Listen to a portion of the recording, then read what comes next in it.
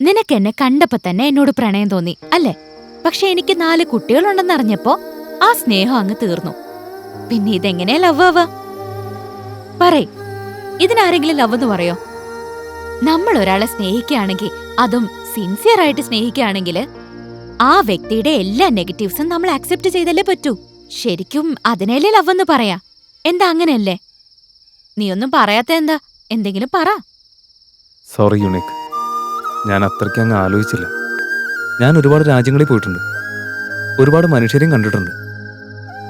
പക്ഷെ അതുകൊണ്ടൊക്കെ എന്ത് യൂസുള്ളേ? ഇത്രയും ചെറിയൊരു കാര്യം ആലോചിക്കാനുള്ള പക്വത ഇല്ലാതെ പോയില്ലേ? I M so happy now. ഇതെന്റെ ജീവിതത്തിൽ ഒരു സ്റ്റെപ്പ് വളർന്ന പോലെയാ, പെട്ടെന്ന് കുറച്ച് മെച്യൂരിറ്റി വന്ന പോലെ. Thank you unique. ഇനിയിപ്പം ഞാൻ പറയാം. നീ ഇങ്ങനെ എന്തെങ്കിലും പറയുന്നതിനേക്കാൾ ഫീൽ ചെയ്യുന്നതാ എനിക്കിഷ്ടം. ഒന്നും നീ പറയണ്ട, ജസ്റ്റ് ഫീൽ ഇറ്റ്.